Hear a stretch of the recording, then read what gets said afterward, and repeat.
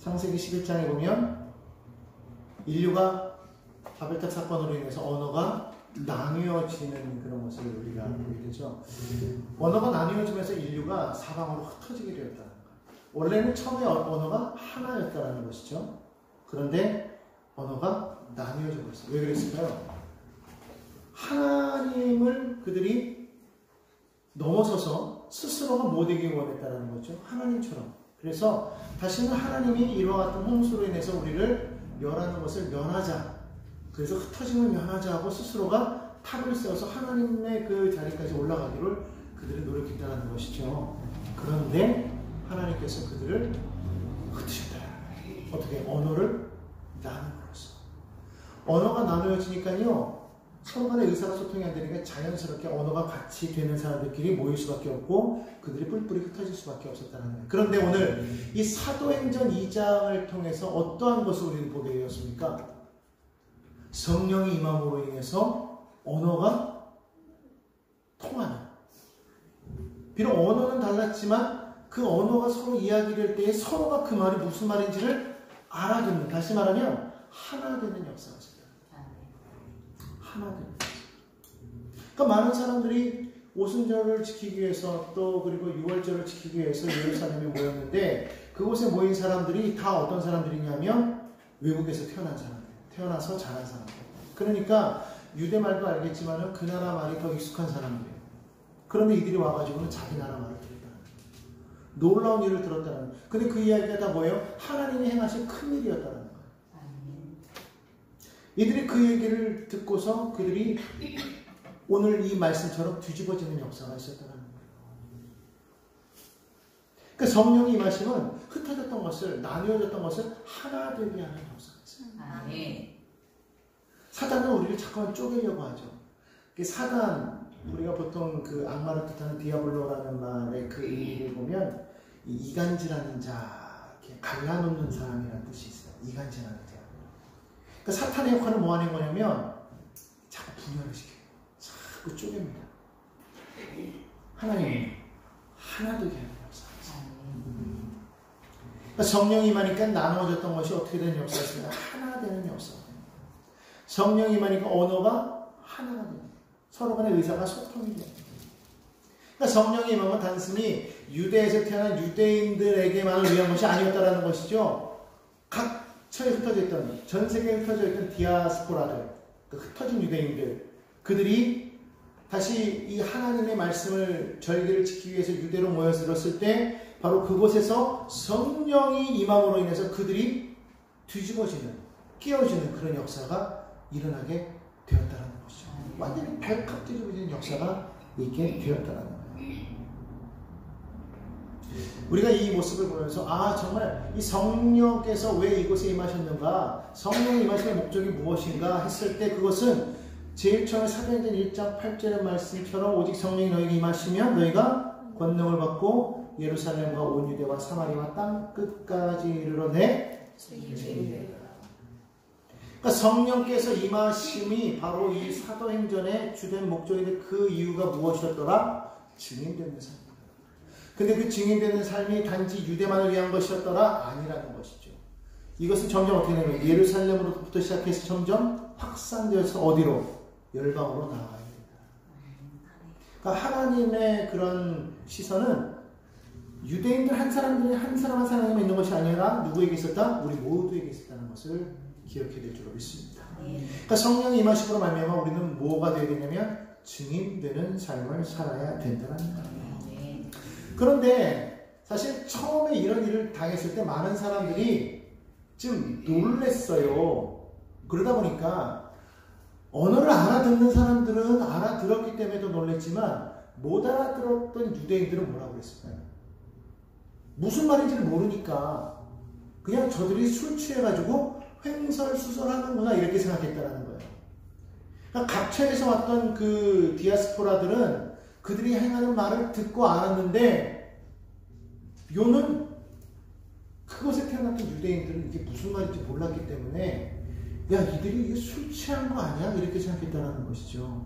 여기 성경에 보니까 이들이 술 취하여서 이들이 떠드는 것이구나 그렇게 말을 했다라는 거예요. 그런데 베드로가 뭐라고 말을 합니까? 15절에 보니까 때가 제3시니 너희 생각과 같이 이 사람들이 취한 것이 아니라고 말합니다. 때가 제3시다. 이 유대인의 시간은요, 우리 지금 시간과는 6시간을 뒤로 미루면 돼요. 그러니까 3시면 우리 시간을 6시간을 뒤로 미루면 오전 9시간입니다. 그러니까 때가 제3시라는 말은 오전 9시니까 오전 9시부터 술 취해서 해롱해롱 되는 사람이 없겠어요. 그렇겠죠. 그러니까 말하는 거예요. 야, 지금 오전 9시인데 누가 지금부터 술 취해 있느냐. 이 사람도 술 취한 게 아니다. 그러면서 지금 일어난 이 사건에 대해서 베드로가 설명을 하기 시작했다는 거예요.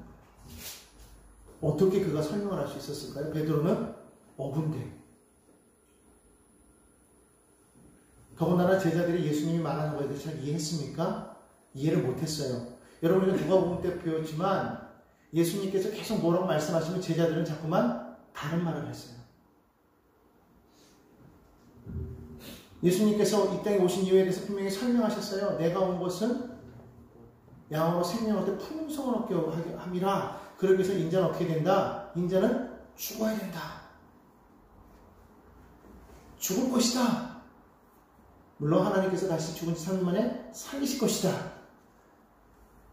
말씀하셨단 말이에요. 근데 제자들은 그 얘기를 안 들었어요. 왜? 다른 생각을 하고 있었단 말이죠.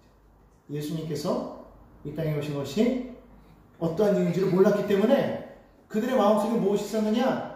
예수님이 예루살렘에 입성해서 예수님이 이 땅을 정복하고 새로운 예루살렘을 세웠어요. 다시 말하면 새로운 이스라엘을 세웠을 때 그들은 예수님 옆에서 가장 높은 지위의 자리를 얻기 위해서 그들은 계속해서 뭐 했다고 그랬어요? 논쟁하며 다투었다고 그랬어요. 어떤 것을? 누가 높으냐 이게. 누가 크냐는 거예요. 내가 더 많은 공로를 세웠다. 내가 더 많은 일을 행했다. 그걸 말했다라는 거예요. 농공행상을 따졌다라는 것이죠. 예수님은 곧 죽으러 간다고 말하는데도 불구하고 끊임없이 그래서 그것 때문에 누군가가 나를 팔 거라고 말했음에도 불구하고 곧이어서 그들은 또 야 내가 잘났어. 야 네가 한 게 뭐가 있어. 내가 더 많은 일을 했어. 막 이러면서 서로 막 다투는 거예요. 얼마나 예수님이 안타까웠겠어요. 그런 제자들이었단 말이죠. 그런데 그들이 더군다나 베드로가 무식해가지고 주먹부터 나가는 베드로 아닙니까? 예수님 잡혔을 때 다른 것보다 그냥 칼 촥 뽑아가지고 그냥 옆에 있는 사람 그냥 귀를 촥 쳐버리는 말이 앞서는 사람이 아니라 주먹이 앞서는 사람이 베드로였는데 그랬던 사람이 지금 뭐하고 있다고 그랬어요? 갑자기 벌떡 일어나더니만 그 많은 사람들 앞에서 구약을 인용해가지고 하나님께서 행하신 일을 지금 설교하고 있는 거예요. 이게 여러분 어떻게 가능할까요? 그 무식했던 그 베드로가 물론 유대인들은 다 무식하지 않아요. 왜냐하면 유대인들은 어릴 적부터 성인이 되는 13살이 될 때까지 그들은요 계속해서 하나님의 말씀인 토라를요 계속해서 반복해서 읽어요. 어느 정도로 읽느냐? 이거를 외울 정도로. 그러니까 모든 이스라엘 백성들은요 그거를 해석은 안 해요. 그냥 계속 읽는단 말이죠. 그리고 난 다음에 이들이 성인이 되면 그 다음에 이들이 율법에 대한 해석을 배운단 말이에요. 근데 베드로는 어부 출신이었어요. 토라는 많이 읽었겠지만 그 토라에 대해서 많은 교육이 있었을까? 그건 잘 모르겠어요. 그랬는데 그가 그 말씀이 예수님이 전했던 그 말씀이 갑자기 이해가 되기 시작했다.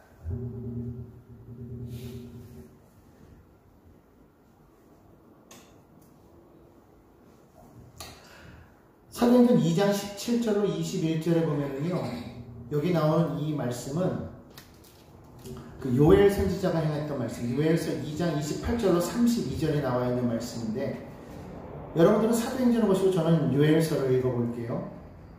사도행전 2장 17절로부터 나와 있는 그 말씀을 보면은 저는 요엘서를 읽습니다. 그 후에 내가 내 영을 만민에게 부어주리니 너희 자녀들이 장래일을 말할 것이며 너희 늙은이는 꿈을 꾸며 너희 젊은이는 이상을 볼 것이며 그때 내가 또 내 영을 남종과 여종에게 부어줄 것이며 내가 이적을 하늘과 땅에 베풀리니 곧 피와 불과 연기 기둥이라 야외의 크고 두려운 날이 이르기 전에 해가 어두워지고 달이 핏빛같이 변하려니와 누구든지 야훼의 이름을 부르는 자는 구원을 얻으리니 이는 나 야훼의 말대로 시온산과 예루살렘에서 피할 자가 있을 것이며 남은 자 중에 나 야훼의 부름을 받을 자가 있을 것임이니라.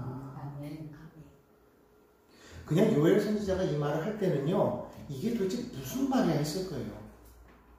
여러분도 만약에 사도행전에 어떤 그 신약의 배경이 없으니 이 요엘서를 만약에 읽었다고 말한다면 도대체 그 후는 언제며 만민에게 영을 부어주겠다고 하는데 그 영은 무엇인가?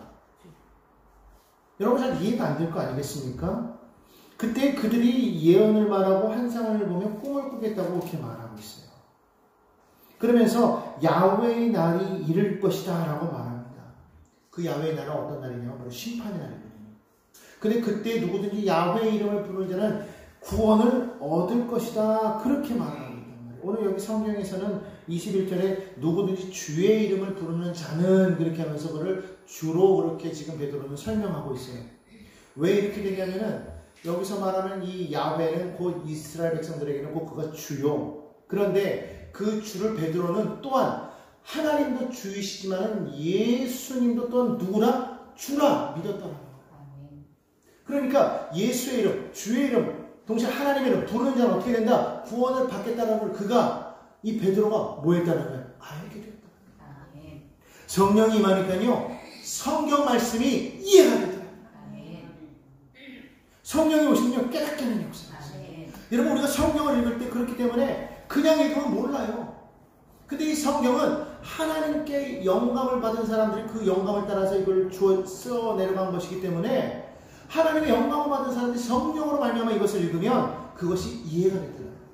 근데 그렇게 하지 않냐고 나의 생각과 나의 철학적인 사고를 가지고 계속 이 말씀을 읽으려고 하면 어떻게 되느냐? 자칫 그 말씀에 잘못된 오류에 빠져버립니다. 그러니까 항상 이 성경을 읽을 때 우리가 깨달을 수 있는 비결은 뭐냐면 성령의 충만함이야. 성령이 충만하니까 베드로도 깨닫게 되더라는 거예요. 무엇을? 예수가 누구냐는 거예요. 여러분 예수가 누구입니까? 예수가 누구예요? 여러분이 아는 예수는 누굽니까? 하나님. 한 분 하나님.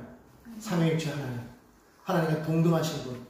그러면서 동시에 십자가를 지신 육신을 입고 이 땅에 오셔서 십자가를 지신 한 분 하나님. 그분은 하나님의 아들이시라고 말하지만 동시에 우리는 그분을 한 분 하나님이라고 말하죠. 그는 곧 주시오 메시아. 그가 우리의 구원자가 되십니다. 그런데 그 이전까지는 그들은 예수가 누구지 몰랐다. 예수는 왕입니다. 그런데 그가 왕이라고 말하지만 그 진정한 그 왕이 어떤 왕인지를 그들은 몰랐다는 거예요. 세상 통치자와 같은 그런 왕인 줄 알았다는 거예요. 대통령과 같은 그러한 정치 통수권자인 줄 알았다는 거예요. 행정수반인 줄만 알았다는 거예요. 그런데 하나님의 성령이 임하고 나니까 그 왕은 어떤 왕이냐? 세상 나라의 왕이 아니라 그 모든 왕 중에 왕, 하나님 나라의 왕이시라는 것을 그들이 알게 되었더라. 성령이 임하지 않고는 이것을 몰라요. 그러니까 많은 사람들이 예수가 누구냐? 궁금해하는 거예요. 예수, 그는 목수의 아들 아니냐? 우리가 다 알지 않느냐? 좀 더 심하게 말하면 솔직히 예수가 요셉의 아들이라고 하지만 솔직히 우리는 그가 요셉의 아들인지도 우리 믿을 수 없다 이렇게 말할 수도 있어요. 그렇잖아요. 아버지가 누군지 모르는 사생아야 라고 말할 수도 있어요. 인간적인 모습을 보면 그는 배움도 짧아요. 그런데 성령이 임하니까 베드로는 그를 누구라고 말하는 거예요? 주요. 구원주라는 거예요. 하나님이시라는 거예요. 진정한 왕이라는 거예요. 그 왕이 무엇인지를 베드로가 알게 되었다는 거예요.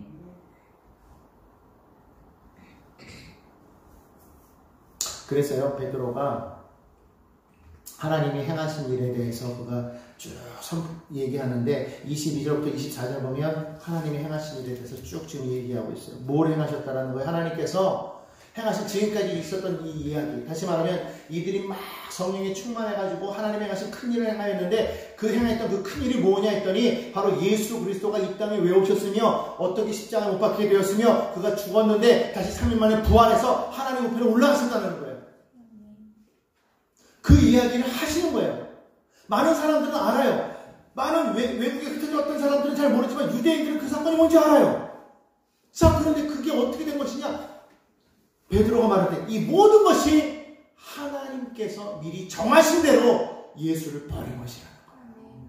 근데 그 하나님께서 그를 그 죽음의 고통에서 풀어서 그를 살리셨다는 거예요. 왜? 그는 하나님이시기 때문에 그는 죽음의 세력에 사로잡혀 있을 수가 없다는 거예요.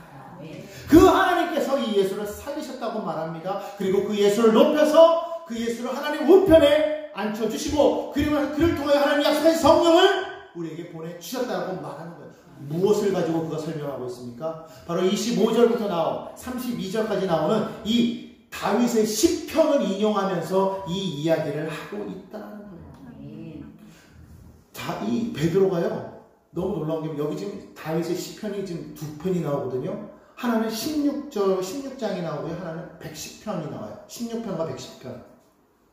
그 시편을 들어서 하나님께서 이 일을 미리 계획하셨다는 거예요. 그리고 또한 더 나아가서 뭐냐? 이미 벌써 거기서 이 다윗의 시인데 이 다윗의 시를 이야기하면서 다윗이 자신의 후손 가운데에서 그리스도가 나올 것을 이미 알고 있었는데 그런데 그 다윗은 그 후손을 뭐라고 고백했느냐? 주라고 고백했다. 이것을 시편을 통해서 이야기하는 거예요. 이것이 성령이 임하기 전까지는 이게 도대체 무슨 이야기예요? 어떻게 내 후손인데 내 후손에게 내가 주여 이렇게 말할 수 있냐라는 거예요. 어떻게 내 후손으로 태어난 사람인데 먼저 계실 수가 있냐라는 거예요. 그런데 놀랍게도 다윗은 이미 그때 벌써 성령으로 충만하여서 이것을 보았다라는 거예요. 그것을 보고 그가 시편을 썼다라는 거예요. 그것을 많은 유대인들이 이게 도대체 무슨 뜻인지 몰랐는데 베드로가 성령에 충만해지고 나니까 아 이것이 그 말이었구나라는 것을 깨닫게 되었더라고요. 여러분 사도행전 2장 25절부터 한번 보시고 저는 시편 16장 8편부터 이제 8절부터 한번 읽어보겠습니다. 내가 야훼를 항상 내 앞에 모시며 그가 나의 오른쪽에 계심으로 내가 흔들리지 아니하리로다. 이러므로 나의 마음이 기쁘고 나의 영도 즐거워하며 내 육체도 안전하리니 이는 주께서 내 영혼을 수월해 버리지 아니하시며 주의 거룩한 자를 멸망시키지 않으실 것임이니이다. 주께서 생명의 길을 내게 보이시리니 주의 앞에는 충만한 기쁨이 있고 주의 오른쪽에는 영원한 즐거움이 있나이다. 오늘 이 말씀이 여기 지금 그대로 나와 있잖아요. 주께서 생명의 길을 보이셨다. 27절에 보니까 영혼을 음부에 버리지 아니하시며 주의 거룩한 자로 썩음을 당하지 않게 하실 것이로다. 이게 뭘 뜻하는 거예요? 주의 부활을 말합니다. 이미 다윗은요 아직 그걸 보지 못했어요. 왜냐하면 이후에 한참 뒤에 일어날 일이기 때문에. 그런데 다윗은 그걸 영으로 보았다라는 거예요.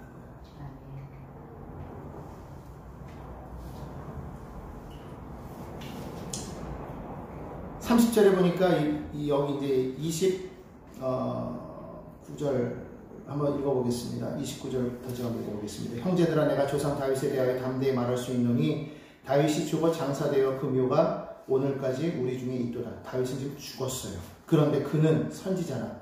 하나님이 이미 맹세하사 그 자손 중에서 한 사람을 그 위에 앉게 하리라 하심을 알고. 자, 지금 다윗은 어떻게 됐다고 그랬어요? 죽었어요. 그죠? 죽었는데 그는 이미 뭘 알았어요? 하나님께서 그의 후손을 자기 위에 앉게 하심을 알았대요. 그리고 32절에 뭐라고 말합니까? 31절에 미리 본고로 무엇을? 그리스도의 부활. 그러면서 말했대요. 그가 음부에 버림이 되지 않고 그의 육신이 썩음을 당하지 아니하리라 하시더니. 이 말씀 앞에서 그 시편의 말씀 그대로 지금 인용하고 있어요. 그러면서 32절에 보니까 이 예수를 하나님이 살리시지라. 지금 베드로가 앞에 있는 시편 말씀을 지금 인용해서 앞에서 지금 얘기하고 나서 지금 베드로가 지금 말하는 거예요. 그러면서 이 예수를 그 다윗이 말한 그 그리스도가 누구냐? 바로 이 예수라는 거예요. 그런데 정말 그 말씀대로 이 예수를 하나님이 어떻게 하셨더라? 살리셨다. 그런데 뭐라고 말하면 우리가 다 이 일에 뭐다? 증인이다. 여러분 이 증인이라는 말에는요 순교자라는 이 히브리어의 그 증인이라는 말은요 순교자라는 말의 뜻을 가지고 있어요. 그러니까 여기서 말하는 증인은 뭐냐면 그냥 목격자가 아니에요. 우리가 그것을 보았다 이게 아니에요. 거기에 대해서 너 그럼 목숨 걸 수 있어 이거예요. 너 정말로 그러면 너 이게 아니면 너 죽음인데 너 정말 증인할 수 있어? 목숨 걸어. 이거예요. 이게 증인이라는 거예요. 근데 지금 베드로가 뭐라고 말하고 있어요? 우리가 다 이 일에 증인. 근데 놀라운 일이 뭐냐면 베드로가 지금 이 행하는 그 말을요 많은 사람들이 지금 다 동시에 다시 듣고 있다는 거예요. 베드로가 무슨 말로 했는지 모르겠어요. 유대말로 했는지 뭔 말로 했는지 모르겠지만 이것이 거기에 나와 있는 모든 사람들이 이 말을 동시에 듣고 지금 어떻게 된 거예요? 찔림이 왔다. 성령이 임하니까 그 말이 통역이 되기 시작하더라고요.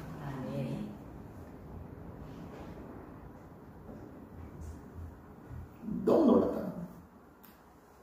그러면서 시편 110편에 보면 1절에 보면은요 이 말씀이 있는데 여러분 35절 한번 보시기 바랍니다. 34절부터 한번 볼까요? 여러분들 34절 거기 후반부 보시고요.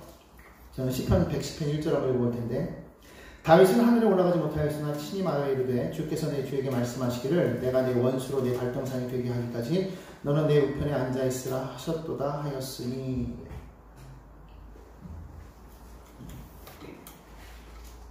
이거는 지금 내가 지금 사도행전을 읽었는데 시편 110편을 제가 한번 읽어보도록 할게요.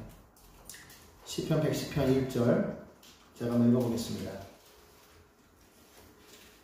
여러분들 사도행전 2장 34절 5절을 한번 보시기 바랍니다. 34장 35절 야훼께서 내 주에게 말씀하시기를 내가 내 원수들로 내 발판이 되게 하기까지 너는 내 오른쪽에 앉아있으라 하셨도다.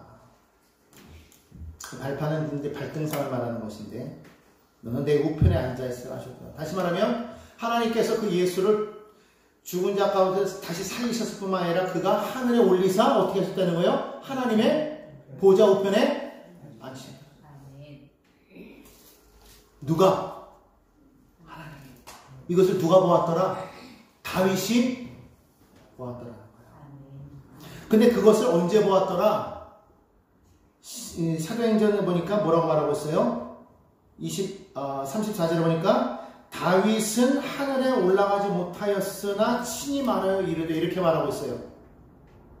무슨 말이냐면 이걸 좀 해석을 잘해야 되는데 다윗은 하늘에 올라가지 못하였다는 말을 듣고서 다윗이 하늘나라에 못 갔다라고 지금 말하면 안 돼요. 우리말을 잘 해석해야 됩니다. 아직 다윗은 하늘에 올라가지 못하였다는 말은 무슨 말이에요? 아직 다윗이 살아있을 때에 이 말이에요. 아직 다윗이 살아있을 때 그가 뭘 보았다라는 거예요? 주께서, 여기서 말하는 주는 누구냐면 하나님이에요. 하나님께서 내 주에게 말씀하시기를, 여기서 말하는 내 주는 누구냐면 그리스도 예수예요. 하나님께서 그리스도에게 말씀하시기를 내가 내 원수로 발등상이 되게 하기까지 너는 내 우편에 앉아있으라. 그렇게 다윗이 말을 했다는 거예요. 지금 여기서 다윗이 그리스도를, 즉 다시 말하면 예수인데, 우리가 아는 예수인데 그 그리스도를 지금 뭐라고 표현했더라? 나의 주, 이렇게 표현했다. 나의 주. 그는 아직 살아있는 그때 하늘에 올라가서 하나님의 영광 가운데 그걸 본 게 아니라 아직 육신으로 살아있는 이때에 그는 하나님의 영광 가운데 성령에 그가 휩싸인 바 되어서 이미 그것을 바라보았다는 거예요. 그가 하나님의 아들이었구나. 근데 하나님께서 그를 죽은 자 가운데 살리셔서 하나님 보좌 우편에 앉히시느라 보았더라. 자, 그럼 보십시다. 아직 다윗은 보지 못한 것을 성령으로 말미암아, 또 말씀으로 오겠지만 성령으로 말미암아 그가 그걸 보고 믿었다는 거예요. 내 후손이지만 그는 후손이 아니라 나에게서 태어났을 뿐, 나의 후손으로 태어났을 뿐, 그는 누구였더라? 이미 벌써 나의 주였다라는 거예요. 내가 그를 보았다라는 거예요. 그가 하나님과 동등한 주였는데 나의 그 주를, 하나님께서 그 주를 하나님께서 다시 살리시고 하나님께서 그 보좌 우편에 앉히시는 것을 그는 이미 구약시대에 예수님 태어나기 한참 전에 이미 보고 믿었다라는 거예요. 그럼 베드로가 이 말을 왜 할까요? 자, 너희가 아는 그 다윗. 사실 여러분 유대인들은요 다윗을 최고의 왕으로 치지 않습니까? 그들이 원하는 건 뭐예요? 다윗의 자손, 즉 다시 이새의 뿌리에서 싹이 나서 그래서 이 나라가 다시금 회복되는 것을 그들은 바라고 있단 말이에요. 메시아는 어디서 오는 거예요? 이삭의 씨에서 나오는 거예요. 다시 말하면 그 이새는 누구예요? 다윗의 아버지. 다윗의 후손이 곧 메시아가 되는 거예요. 그런데 그 다윗이 지금 누구를 말하고 있어요? 그 메시아가 내 후손이지만 누구였더라? 내 앞서 계신 주라는 거예요. 아멘. 근데 너희가 믿는, 너희가 존경하는 그 다윗이 예수를 그리스도로 믿었는데, 그런데 너희는 어찌하여 믿지 않고 그를 십자가에 못 박아 죽였다. 지금 이야기를 하는 거예요. 그러니까 이 이야기를 들은 많은 하나님의 말씀을 아는 경건한 신앙인들이라는 것은 하나님의 말씀을 많이 아는 사람들이잖아요. 말씀을 읽고 그 마음 가운데 성령이 감동하니까 이게 깨어지는 거예요. 야, 우리가 큰 일을 저질렀구나. 우리가 하나님의 아들 메시아를 죽였구나. 우리가 어리석은 짓을 했구나. 깨달은 거예요. 그러니까 그들의 말씀을 듣고 뭐라고 말하는 거예요. 그럼 우리가 어떻게 해야 되겠습니까? 사람들이 말하는 거죠.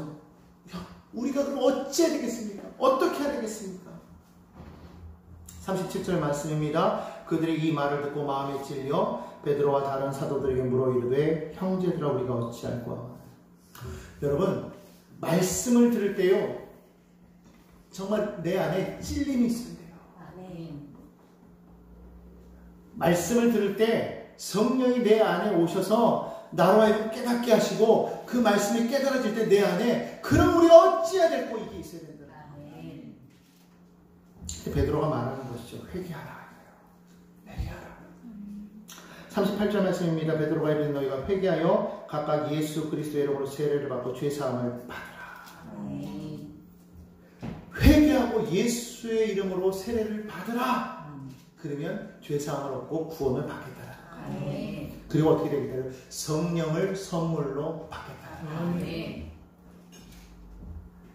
그럼 여러분 자세히 보십시오. 하나님께서 예수를 이 땅에 보내주셨습니다. 이 땅에 예수를 보내신 그 이유는 무엇이었다고 그랬어요? 이 땅 가운데 하나님의 뜻을 이루기 위함이에요. 그 뜻이 뭐였어요? 하나님의 나라를 세워나가기 위함이었단 말이에요. 다시 말하면 하나님의 나라에 들어갈 수 있는 이제 유일한 길은 누구였다? 예수밖에 없다라는 거예요. 그러니까 다시 말하면 예수가 뭐 하나님의 나라인 거예요. 우리가 전해야 될 복음은 예수 그리스도에 대한 그 복음은 결국 하나님의 나라에 대한 복음이라는 거예요. 그것을 전하기 위해서 우리에게 반드시 필요한 것이 무엇이었다? 성령이라는 거예요. 예수 믿고 우리가 죄사함을 받으면 성령을 우리에게 부어주시는데 그 성령을 부어주시는 일이 무엇이냐? 바로 증인된 삶을 살기 위해서다. 근데 이것은 누구에게 주어주신 것이냐? 특정한 사람들에게만 주시는 것이냐? 아니라는 거예요. 모든 사람들에게. 오늘 여기 성경 말씀에 뭐라고 말하고 있습니까?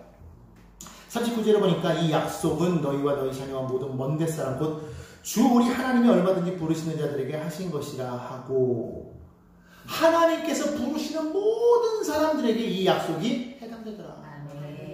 저와 여러분뿐만 아니라 지금 밖에 있는 모든 사람들에게 이것이 해당된다는 거예요. 누구든지 그러므로 지금이라 누구든지 예수의 이름 앞에 나와서 회개하고 예수 이름 앞에 나와서 회개하고 세례받고 죄의 용서를 받으며 성령을 받으면 누구든지 증인된 삶을 살아갈 수가 있더라는 거예요. 그러니까 우리는 아무것도 아닌 거예요. 우리는 아무것도 아닌 거예요. 성령이 임하셔서 우리가 정말로 증인된 삶을 살아가기 위해서 주님께서 우리에게 부탁하신 거예요. 그렇기 때문에 우리가 뭐 잘나고 못나고 그런 게 없어요. 우리는 하나님의 은혜로 말미암아 살았고 하나님의 그 은혜 받은 그것을 우리가 통해서 우리 하나님의 자녀가 되었고 하나님의 뜻을 알았고 그것을 우리 전해야 될 분명한 사명이 있어요. 여러분 우리가 왜 성령을 받아야 됩니까? 성령을 받아야만 우리가 증인될 수 있기 때문에. 그런데 이것이 곧 약속이다 그렇게 말씀하셨어요. 다시 말하면 우리가 증인되기도 하겠지만 그러나 더 먼저는 뭐가 먼저 되는 거냐면 성령이 임하면 우리는 하나님의 백성이 되는 거예요. 자녀가 되는 줄로 믿습니다. 그렇기 때문에 바로 구원받으라고 베드로가 계속해서 그 말을 전한 것을 우리가 볼 수가 있습니다. 40절입니다. 또 여러 말로 확증하며 권하여 이르되 너희가 이 패역한 세대에서 구원을 받으라. 아멘. 오늘 우리가 살아가는 이 세대는 패역한 세대예요. 잔인한 세대입니다. 여러분 뉴스를 보십시오. 얼마나 잔인한 이야기들밖에 없어요. 근데 그것이 여러분 믿지 않는 사람들에게서만 있는 게 아니에요. 뉴스를 자세히 보다 보면 꼭 거기에는 꼭 믿는 사람들의 이야기도 나와. 왜 그렇습니까? 비뚤어진 세상이기 때문에. 지금 여기서는 지금 우리가 지금 뭐라고 말하고 패역한 세대라고 말하고 있지만 또 다른 성경에서는 잘못된 세대라고 말하고 또 다른 성경에서 비뚤어진 세대라고 말하고 있어요. 그러니까 뭐냐면 세상이 지금 잘못되어 있다는 거예요. 잘못되어 있어요. 그러니까 쉽게 말하면 비정상인 게 정상으로 느껴지는 세대인 거예요. 착하면 바보 되는 세상. 그렇죠? 착하면 바보 되는 거예요. 그런 말들 많이 하죠. 이제 가정에 다르니까 아이들이 많이 하는 게 무슨 말이냐면 우리 부모님은 참 열심히 사는데 착해서 열심히 살았는데 착해서 우리가 이 모양 이 꼴이 됐다 그런 말을 많이 해요. 열심히 사는데 막 선한 일도 많이 하고 열심히 사는데 착해서 그래서 애들이 하는 말이 뭐예요? 착하면 안 돼요. 착하면 이용당하는데 이게 맞아요? 아니죠. 왜 그래요? 잘못된 세상이기 때문에 그런 거예요. 삐뚤어진 세상이기 때문에 그런 거예요. 근데 문제는 뭐냐면 예수 믿는 사람들도 그게 맞다고 생각해. 그래서 예수 믿는 사람들도 선할 필요 없어. 악해야 돼. 강해야 돼. 좀 남들 이겨먹고 그래야지. 어디 가서 얻어맞지 말고 때리고 와. 그런 말 많이 하잖아요. 차라리 맞고 와. 내가 다 물어줄 테니까 막 때리고 와. 맞고만 와봐 그냥. 뭐가 됐든 간에 어쨌든 잘 되는 것이 무조건 이기는 거야. 미련하게 그렇게 멍청하게 어리숙하게 행동하지 마. 이렇게 말한단 말이야. 우리는 착하고 안 착하고의 그런 정의가 아니라 하나님의 진정으로 원하시는 뜻이 무엇인지를 알아야 된다는 거예요. 성령께서 나를 어떻게 인도하시고 성령께 날마다 기도하면서 성령이 나를 인도하신 대로 나가요. 내 의를 드러낼 필요가 없어요. 내가 잘난 게 아니에요. 내가 뭐가 있어서 하는 게 아니라는 거예요. 성령이 나를 어떻게 인도하시냐에 따라서 거기에서 하나님이 기뻐하신 그 일을 행하는 것, 그것이 우리가 해야 될 일이지.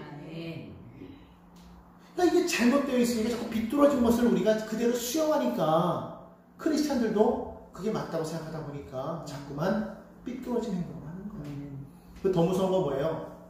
회개하면 용서받는다. 이게 자꾸 있으니까 죄 짓고 회개하면 된다. 이렇게 생각하는데 아니에요. 죄 짓고 무조건 회개하면 된다. 아니에요. 무조건 아닙니다. 왜 그러냐?